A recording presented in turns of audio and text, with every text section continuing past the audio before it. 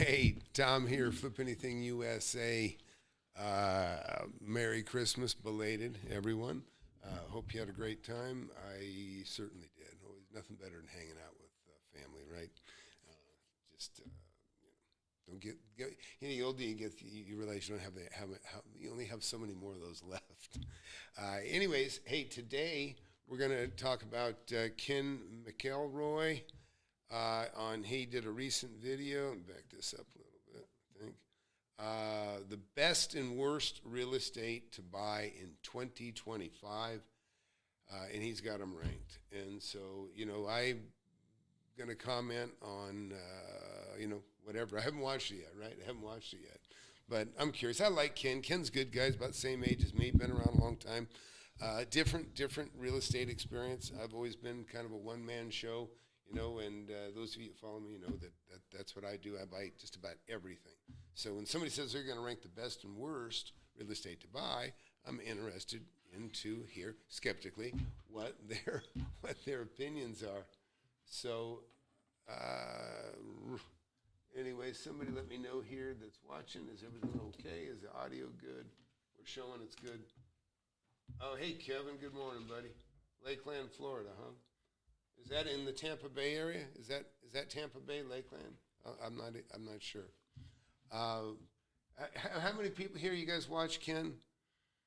Anyways, so those of you that are just getting here for the first time, I've been buying and selling real estate for 43 years, started when I was 19 years old. No formal education in any of this, just doing it. Been very successful. I buy the kind of properties that everybody drives by every day. If you drive from here to the store, chances are I bought every type of property between here and there. Apartments, buildings, commercial, industrial, apartments, whatever. And they all make money. They all are profitable. And that's one of the advantages. If you've got the capacity to invest in a broad scope of properties, guess what? You can be anywhere and make money. You can make money anywhere. My students, by the way, I have a course or a webinar, or I have a webinar every Thursday actually, but FlipAnythingUSA is where you can learn about what I do, and you can see my fantastic students that have actually made. I got many millionaires in my class. Best way to put it. You can. Best way to judge a good school is by its students. And let me tell you, I got the best. If you get time, take a look. These are real success stories. People making millions of dollars, hundreds of thousands, some tens of thousands in the beginning, but it's all super good stuff. Hey, good morning, buddy. AJN. What's your name anyways, AJN? Do I know you already? Are you already in my class? I don't know. But so look, if you don't have my book, get a copy of my book, Wake Up and Smell the Real Estate. And we're going to jump over here, and we are going to listen to what Ken has to say. And so we'll just start that. We'll just start that right now. In this video, I'm going to rank the best and worst real estate sectors for 2025. The real estate market is evolving rapidly. Some sectors are showing incredible potential while others are sucking wind. So a lot of people talk about cycles, and I want to talk about them too. So there's business cycles, there's market cycles, there's investment cycles, there's economic cycles, and of course, there's real estate cycles. While it can all be very confusing, there's just So look, I don't get caught up in all the data. What I can tell you about real estate, and this is where I do from a lot of guys that are a lot less successful too, by the way. A lot of people love to just read articles and go through data. And believe me, the most important data I can tell you right now, before I even get into this, data is what's going on in your area, your particular area. Believe me, you can have it's like you can have a drought over here and you can have a flood over here. In the USA, it's possible to have a drought and a flood going on, same country, right? Well, the same thing can happen in one little community. You can have a drought and you can have a flood at the same time. And you can take that as not making money or not making deals or having just a ton of deals. Both can happen at the same time, anywhere, at any time. And I'm going to tell you why I'm not big on data or getting caught up in this stuff. To me, a lot of this stuff is just wasting time. But I'm not saying Ken's giving you any bad information here. I'm not. And Ken, if you ever want to talk sometime, we should talk. I've never talked to Ken, by the way. But let's watch here, and you guys comment all you want or ask any questions. I'm game. Just a few things that are going to be consistent from cycle to cycle. And the number one is time. You can have real estate cycles, for example, that can last 3, 5, 10, even 20 years. And the same. I'm not sure what he means by that, a cycle in real estate for 20 years. You know, we'll look at it a little bit further, but I can tell you it doesn't matter. Like right now, most people would agree we're in a bit of a downturn and things are going to crash. There's going to be some tough stuff. But I bought 4 houses in like the last 6, 7 months. I just missed a deal. I had a deal that was mine. I blew this one. I threw $1 million away. I hate to say it. And when I say I lost it, I mean I could have been the one that should have been the one that got this thing. A large building, but that's beside the point. But anyhow, let's get back to real estate cycles and what Ken's saying. Thing with investment. However, you can also have them like in really hot markets where they can just last less than a year. So you really got to pay attention to the. See, when he says a cycle can go less than a year, I mean, he's going to have to define cycle for me. I'm not sure what he's talking about. I mean, because listen, people that get into this, things are, interest rates are too high. Or the market's too hot. Don't get in now. The market's too hot. And then somebody else say, oh, no, don't get in. The same person might even say, oh, no, don't get in right now. The market's too slow. The market's too. So listen, using that logic, there's never a good time to get in, right? It's too slow. It's too hot. And then what? It's like Mama Bear's chair is just right. You got to wait till it's right there. The Mama Bear chair phase. Anyways, let's keep watching. Time here. The one thing that they all have in common are expansions and peaks and recessions and depressions and troughs. Over here in the real estate side, we call it recovery, hyper supply. Over here in the business cycle, they call it recessionary gap and potential gap. Up here in the markets, it's distribution, accumulation, and markdown. But it's all the same thing. So it's really important to understand that there's a peak and a trough, and there's always expansion. And all right, so let me translate. Things go up and down, okay? And that's what every graph there says, right? Up, down, up, down, up, down. No surprise. Of course, that's one thing they all have in common. Everything goes up and down. Let's keep watching. Contraction and recession and recovery in every single one of these. So don't get too confused. Just understand that there's a time element and there's a supply and demand element. And when those factors kick in, then the reactionary forces also kick in as well. So for the real estate, we're going to focus on single family, multifamily, office, retail, industrial, and self-storage. And I'm going to. Okay, so look, I've owned every one of those properties. The one I like the least is self-storage, but I can tell you about self-storage. There's some big opportunities in that.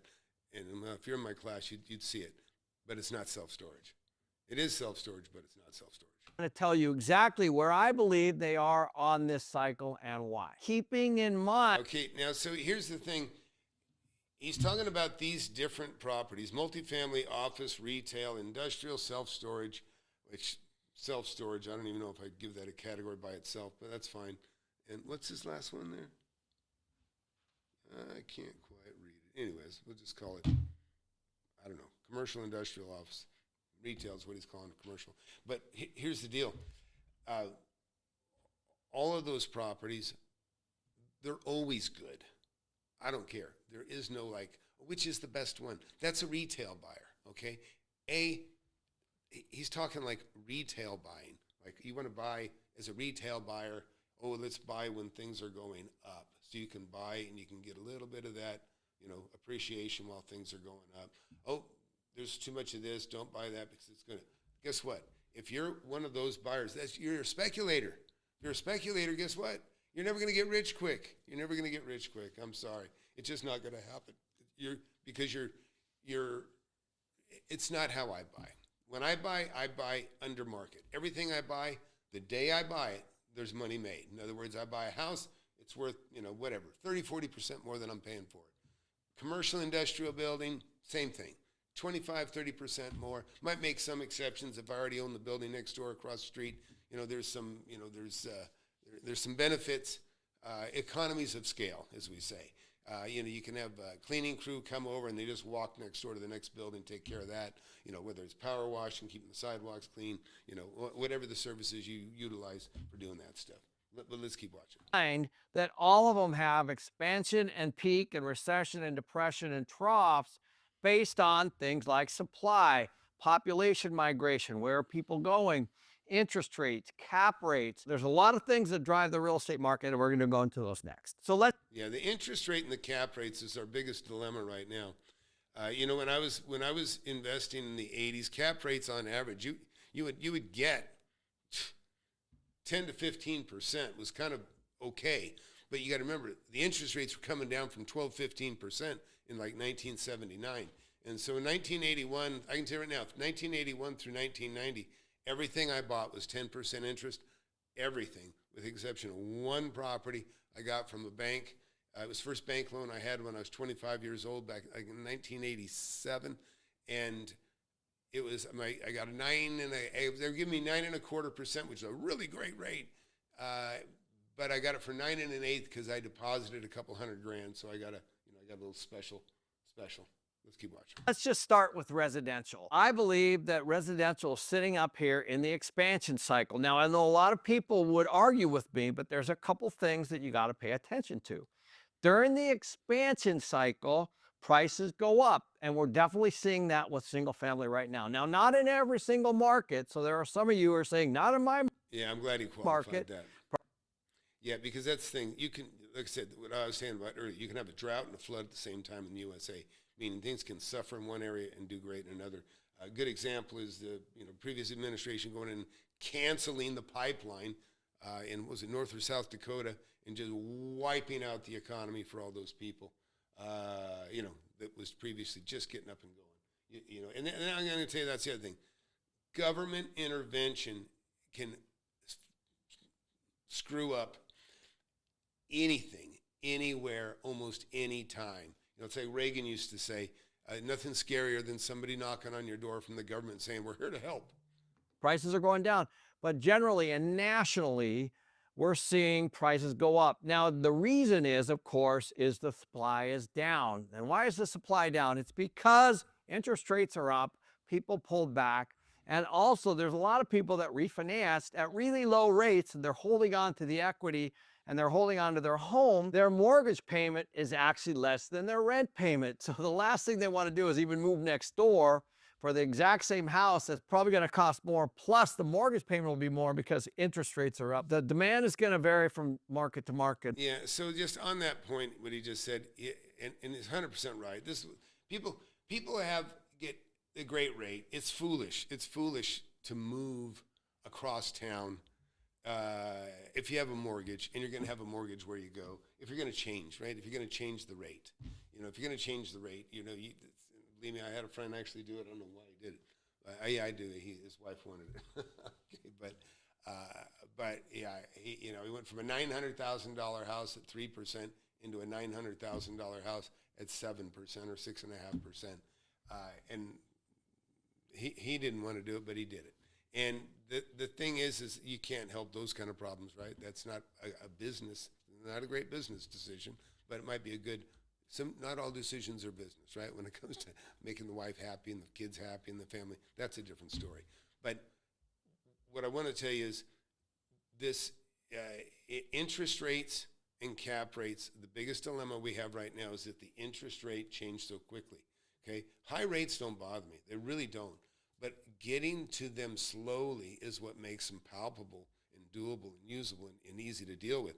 But the sudden rate of things doubling, the interest rate from, we had loans out there 2.93%, all of a sudden they're, 7%.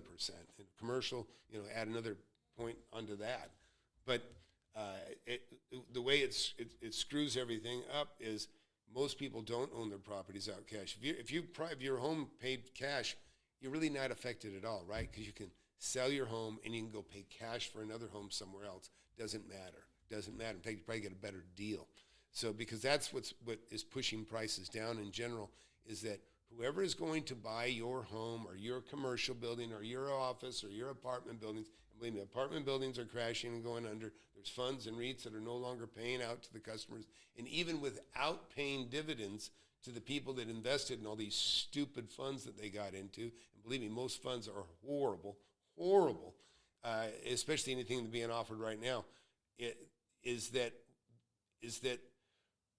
the people that are buying stuff, the people that put people in these funds 4 or 5 years ago, 3 years ago, now they're having to have refi. They're having to take a new loan. They have to refi after 5 years, most of them.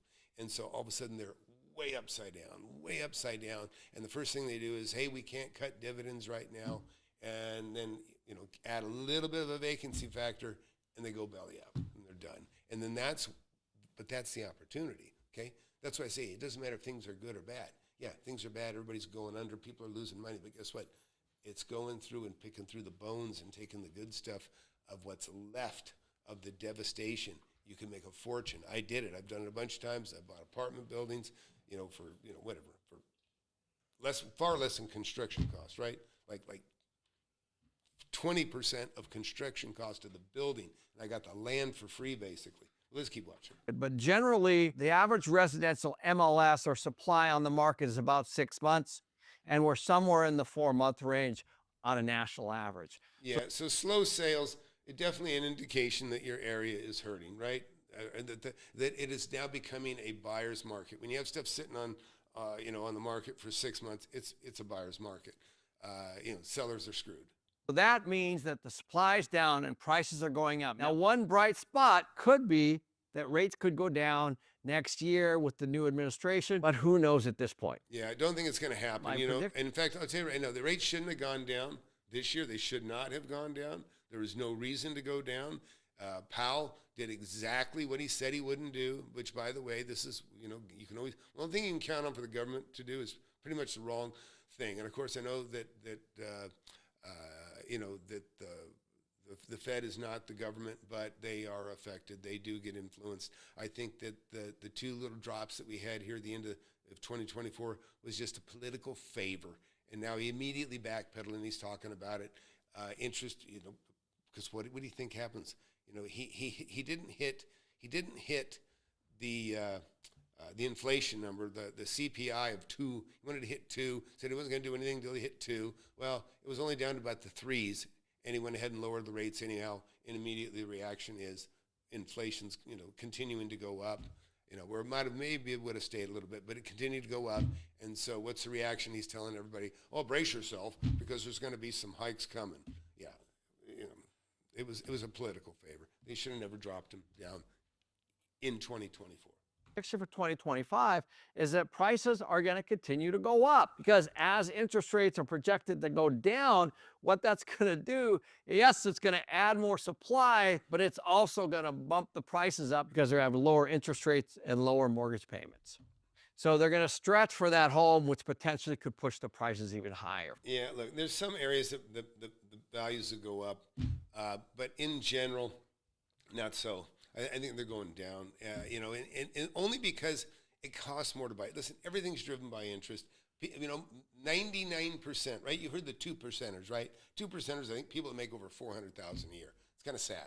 But the bottom line is everybody else under that in general is not how much a month, right? They gauge what they can afford by the payment, not by the purchase price. If you're a cash buyer, and I am, but I'm always, everything I buy, I'm going to buy under market anyways, because I'm kind of a wolf out there, right? Looking for something to kill at a good price. So what I just want to say about this is the interest rates are high. And another factor on these houses, right? We got tons of immigration, tons of illegal immigrants. Believe me, I rent to a bunch of them. Here's the deal.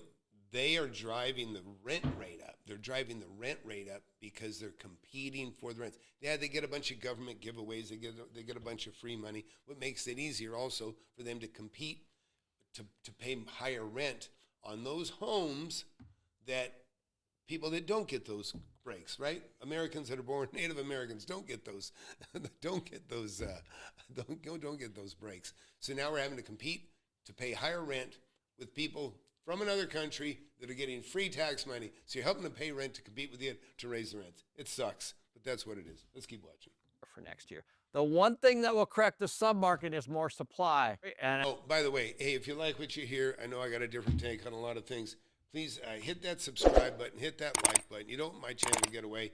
And be sure to go to the links below and check out my webpage, FlipAnythingUSA.com. And, of course, get my book. Let's keep watching. As interest rates go down, then there will be new construction, but there's a heck of a lag here for that to happen.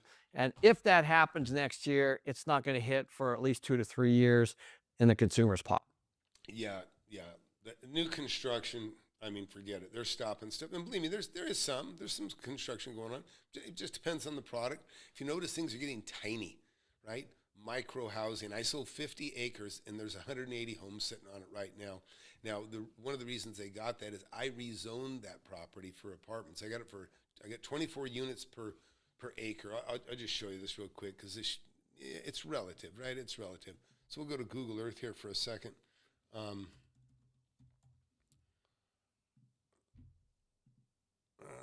hopefully I can show it to you. Yeah, let's do this. So I'll just show you something to give you an idea.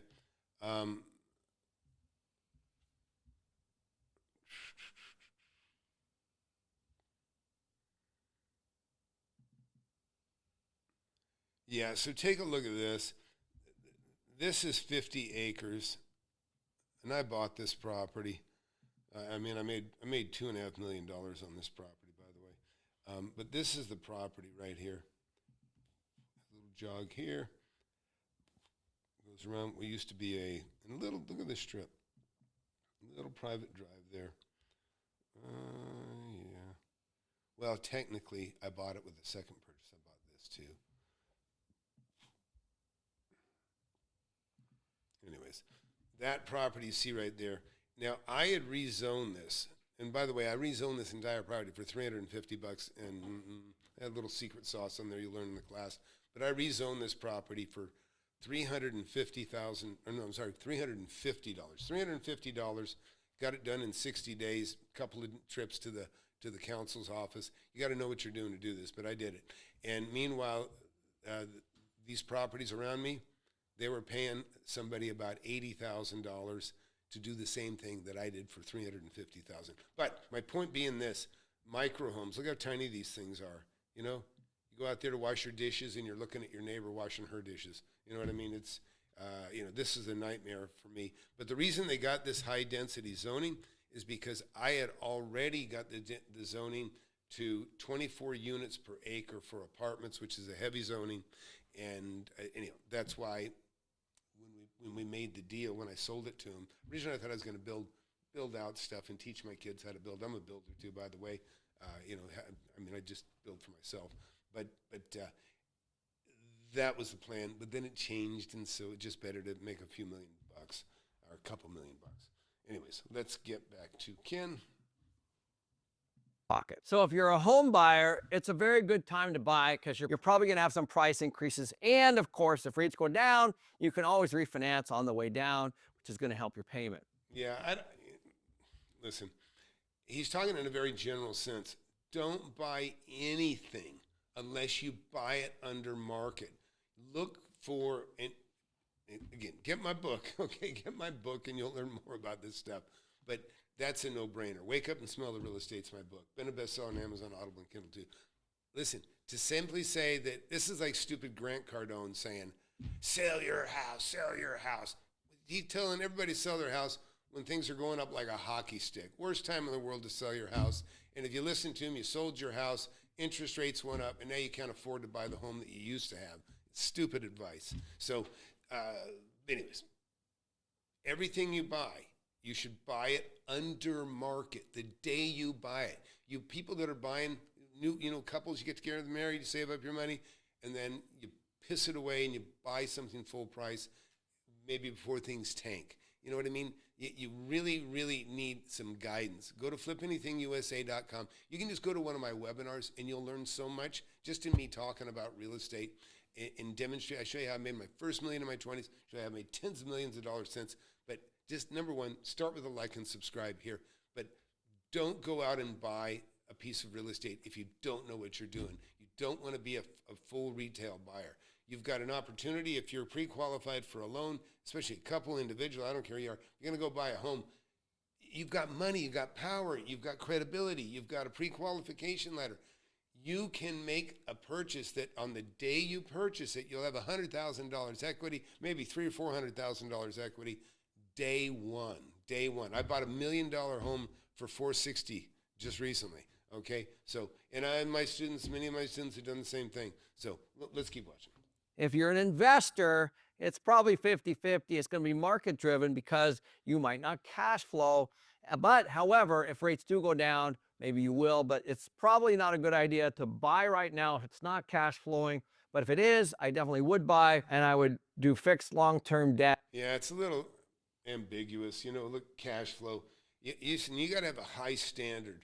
In other words, I say, like when nothing against Ken, but he's saying, if it cash flows, okay. But that means different things to different people.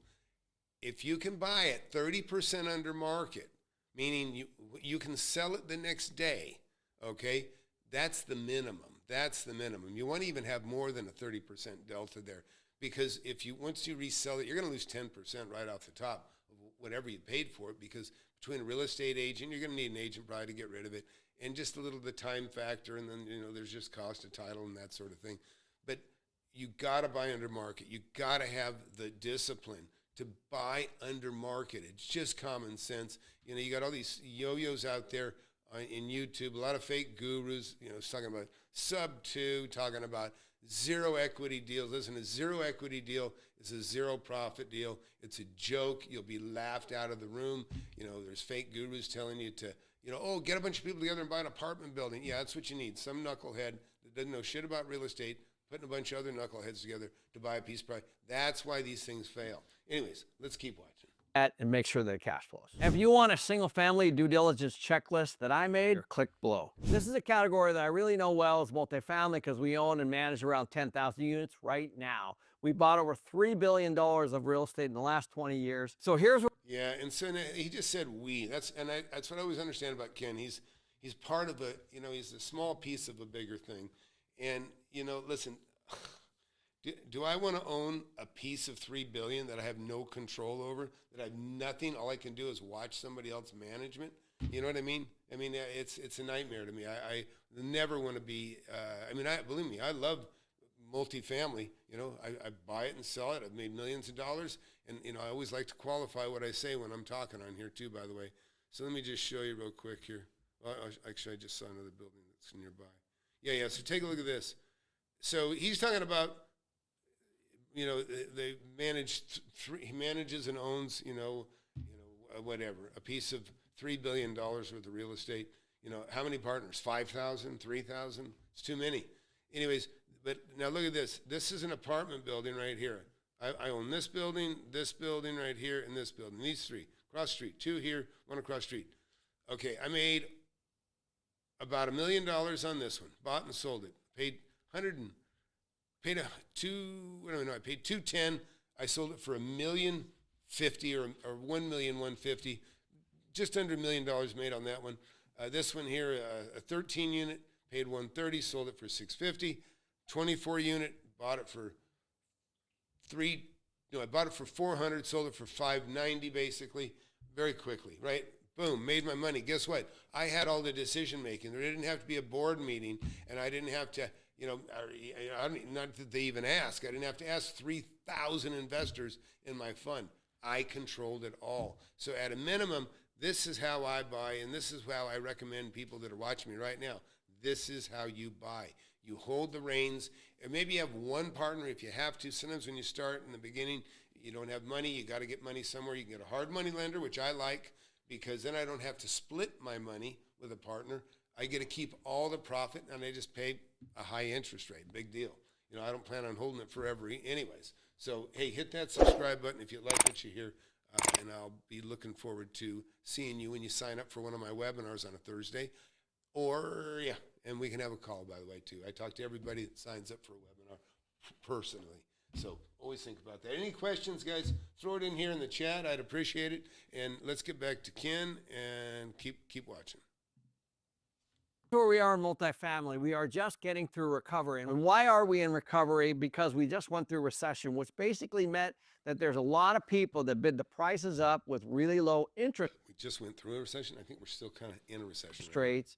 And of course, there's lots of construction. So there's no more completions, no more construction, and we're now in the recovery phase. And what does that mean? That means that interest rates are up, but also cap rates are up. So if I'm a buyer, Cap rates are not up enough. The cap rates suck. I'm just telling you. The cap rates in general, and look, let's just talk about this, and because I don't like to, I like to be very, very thorough. I'm going to go into LoopNet right now. And let's just see. Let's just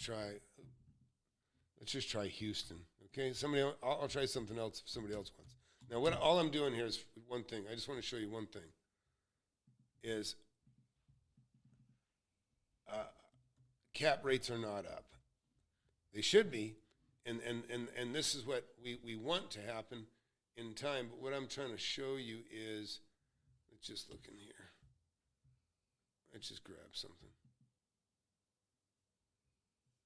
And let's see if they even list the cap rate. You know, usually what they'll do is they'll go in here and they'll have this is properties for sale, right? Make sure we're in the right spot here, right? Ready spaces. Actually, that looks like that might be for rent. Let's just check that out again. My bad. We'll go to for sale. So you look at for sale here, and you'll see cap rates. And the reason I say in general that the cap rates, you know, they're not high. What it is they haven't felt the pinch yet. They're just still not crushed enough.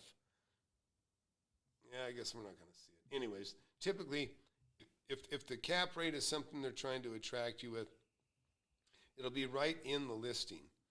They'll have the cap rate.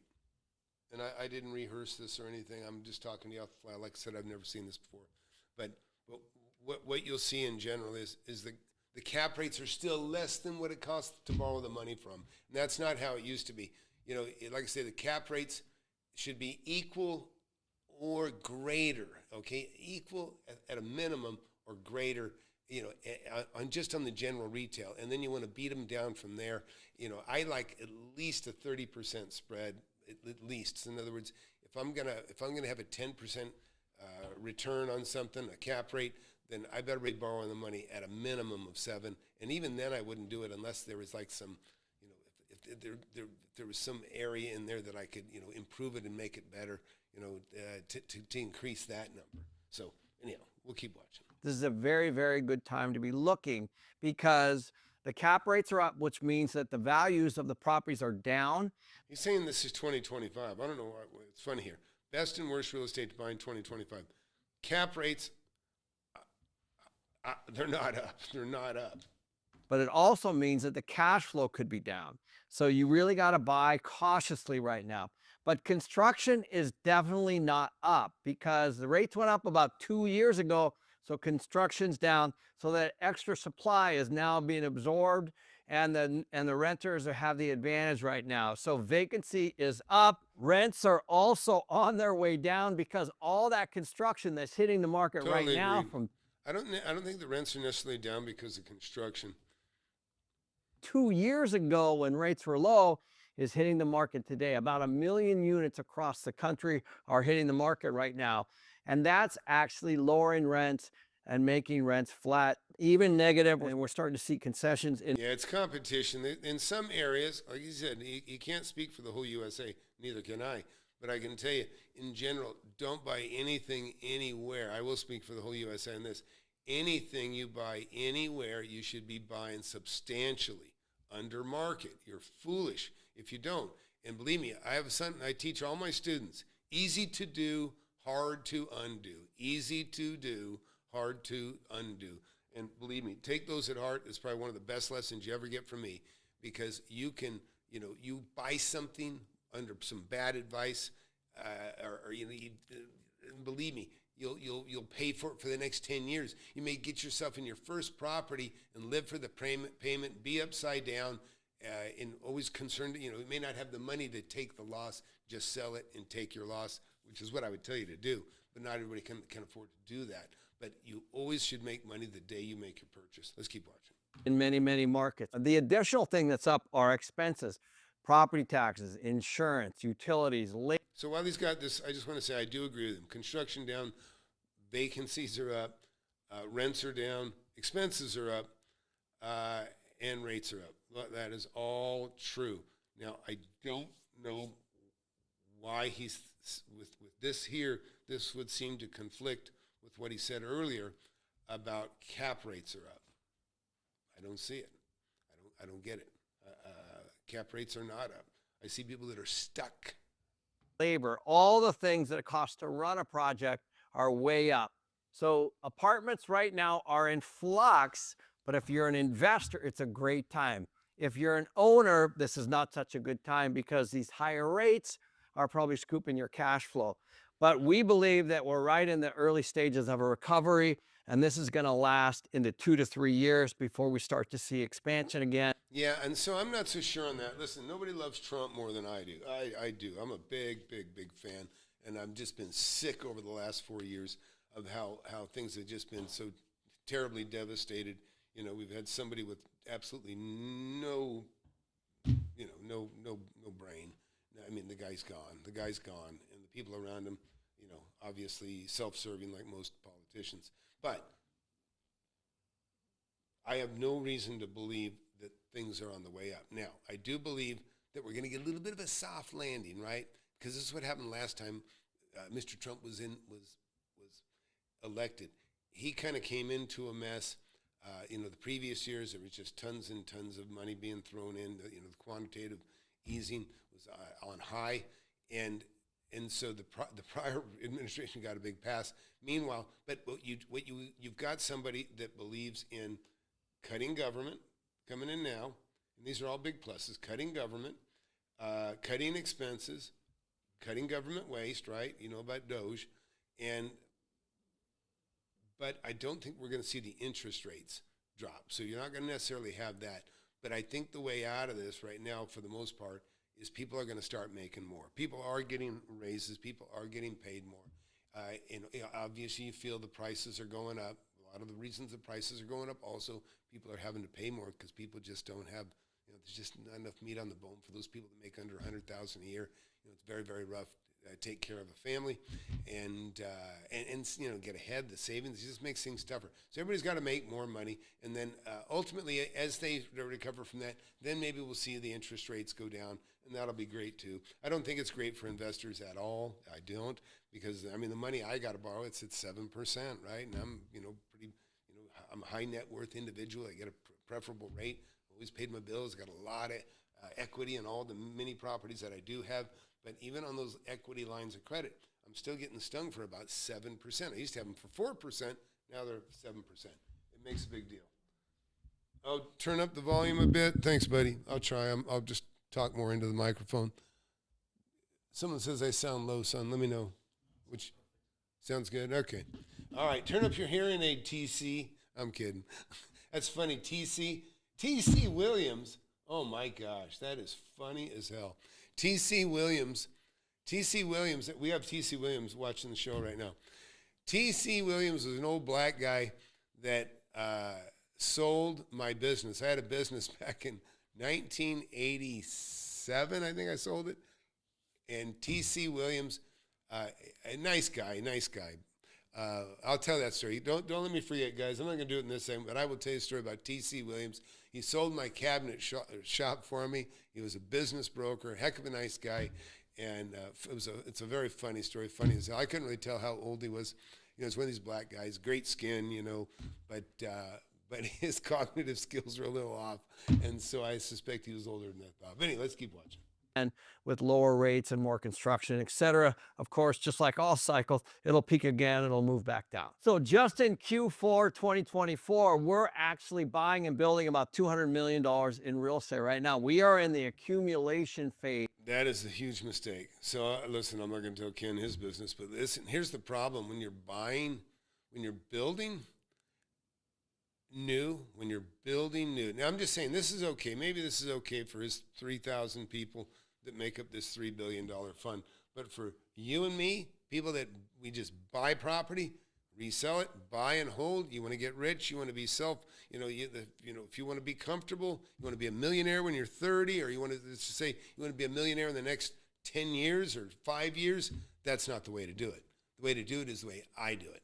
Buy property under market, sell it for more. You just buy it for less. You're selling it for what it's worth, but you're buying it for less than it's worth. And there's a lot of opportunities like that when the economy is so screwed up, when people are losing jobs and things like that. That's what happens. People fail. You go in there, you pick up the remains, and you resell them for more. That's just kind of how it works. So let's listen a little more here. And then anybody got any questions specifically, I would be happy to hear it. Because we're buying them at really good prices and we're making sure that they cash flow, and we're going to ride this up because of the lack of supply. Yeah, so I listen, just without even knowing the details on it, I'm going to say that's probably a big mistake what they're doing, because like I told you, I bought apartment buildings for less than construction cost. I bought apartment buildings for 20% of the cost to build the building. The land was free. So even if Ken got their land, they got their land for free, this could be a huge mistake, because the cost of construction to build, and by the way, once you start building, or once you contract and you get ready, all it takes is a hurricane in Florida to make your plywood, your sheetrock, and all your building materials to go up through the roof. Add another storm somewhere else, it's devastating. There's nothing worse than being a builder and be on the line to build a home, and then all of a sudden you have, your cost of materials go up, 30%. It's a big hit. Many people just say, I'm walking away, sorry, can't do it. Other ones, okay, yeah, they're saying audio's very low, son. Better double check that, buddy. Okay. Yeah, sorry, I don't know. We're showing a good reading here. My son's also monitoring it from the web. He's hearing it fine, but I apologize. We'll try to fix it how we can. Let's see, what else? All right. Anyways, let's let Kent finish. Let's talk. Here's some more. And the demand that's being forced upon us from the high prices of single-family homes and the high prices of the mortgage payments. Those are forcing people into rentals, and we are now becoming a renter nation. So if you guys are interested in taking a look at some of those deals, just click on the link below and you'll be able to see all the deals we're working on. The next big real estate sector is office. And the reason why this is important, because a lot of these real estate loans are sitting in your pensions, your 401ks, your retirement plans. That's where a lot of this office building money is sitting. So the office building is definitely in distress, and it's going up. We're starting to see a lot of real estate owned, bank owned, lender owned properties. That's going up. And people are trying to figure out what to do with these things. They're looking at conversions. So listen, people like to say that office is going to hell, and listen, I have, rather than talk, I'll just show you. Okay, I'm just going to show you. I have office buildings that do absolutely fantastic. In fact, they've been beautiful all the way through here. Well, here's one. I'll jump around a little bit. Okay, this is actually a retail. That's a retail. That's 20,000 square foot retail. Here's about 15,000 square foot office right there. It's actually kind of a flex space. But the office I wanted to show you, let me show you. These are all buildings I own, by the way. Everything you see. Those are the golf. Let me see. But your stereotypical office, and there's one right there. Take a look at this. Okay, this is an office building, and it's been nothing but gold. I own this building. This one's, I don't know, a little under 20,000 square feet. I think 16,080 square feet. Another one here, 4,400. Another one here, 20,000 square feet. And I got more up the road here. Actually, here's another beauty right here. This one's really nice because it's right off the freeway, right?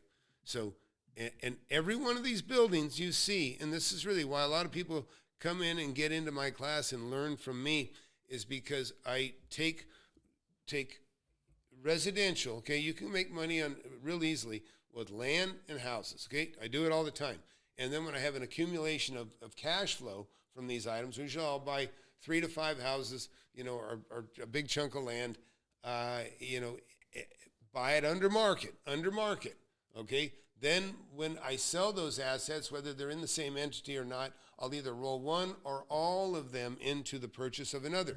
This little building you see right here, I bought that for $1,050,000. I was offered substantially more than that. Right after I bought it, I also bought another building at the same time for $2 million. I was offered.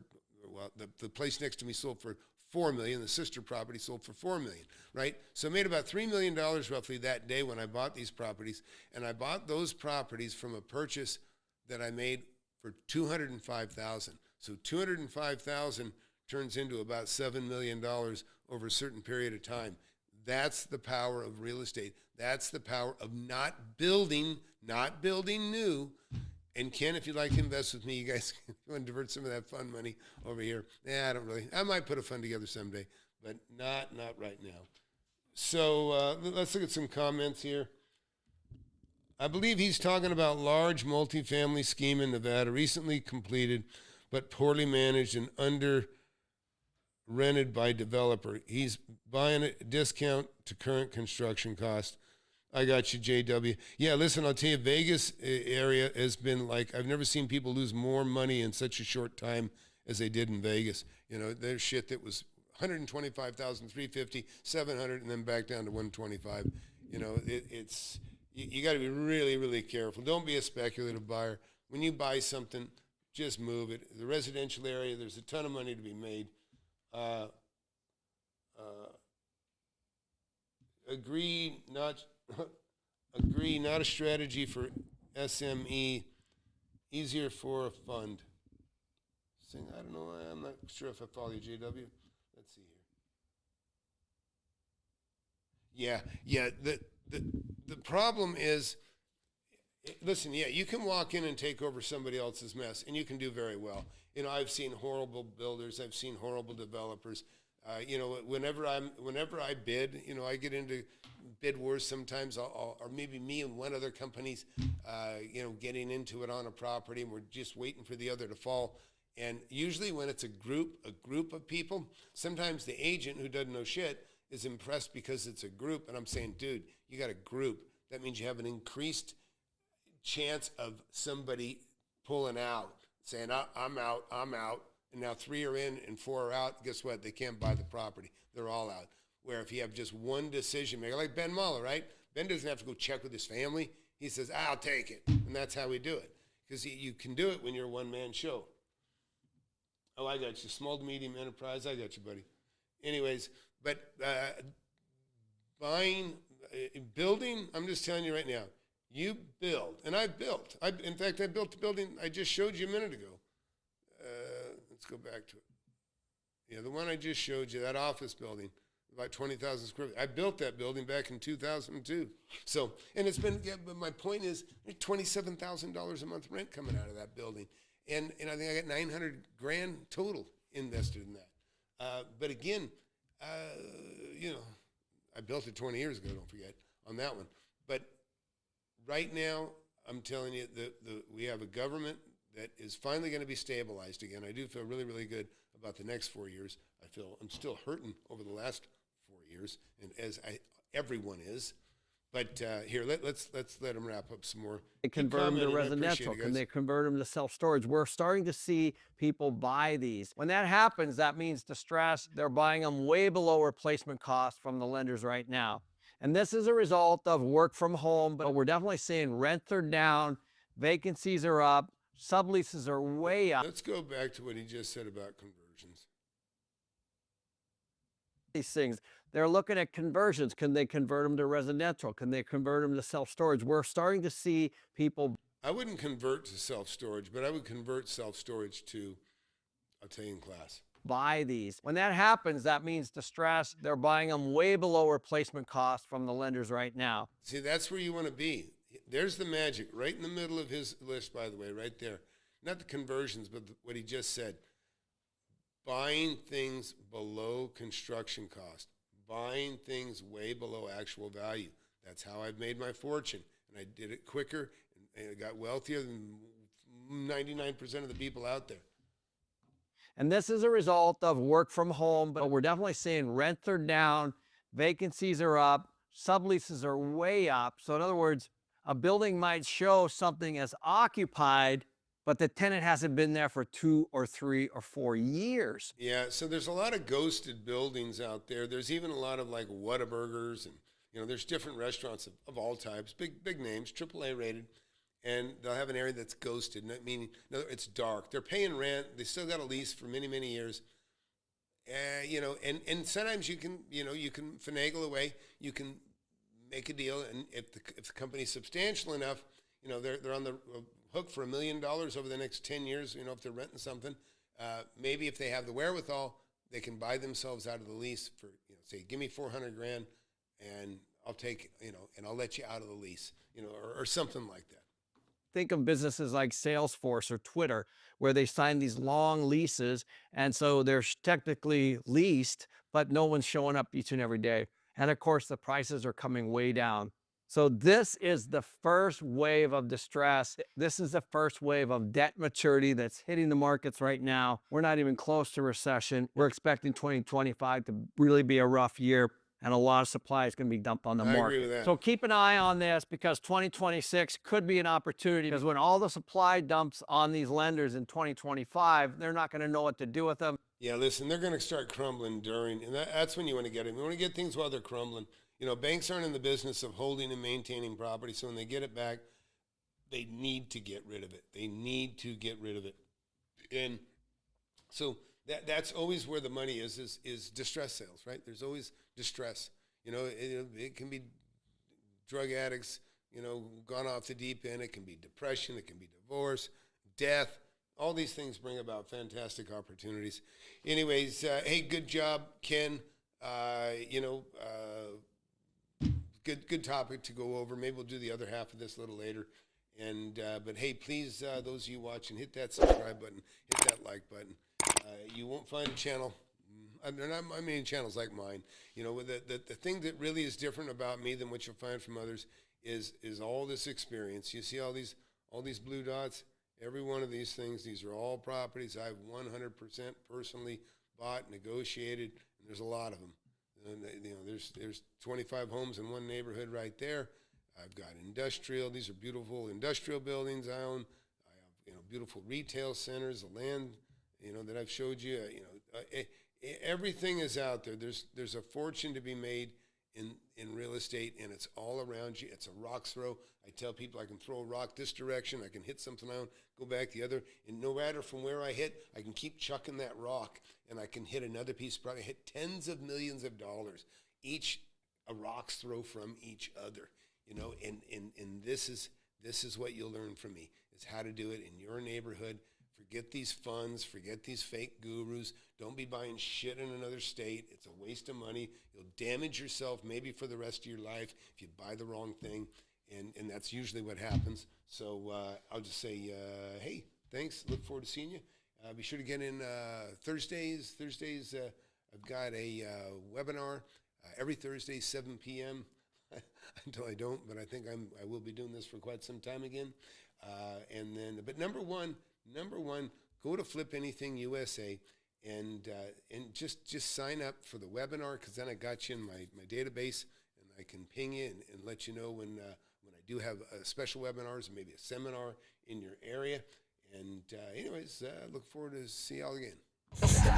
And listen, time is on a mission to eliminate all the snake oil and the fake gurus that fake y'all. He'll show you how to build an empire, starting with nothing but a desire. All you really need is a good mentor, not a used car bullshit.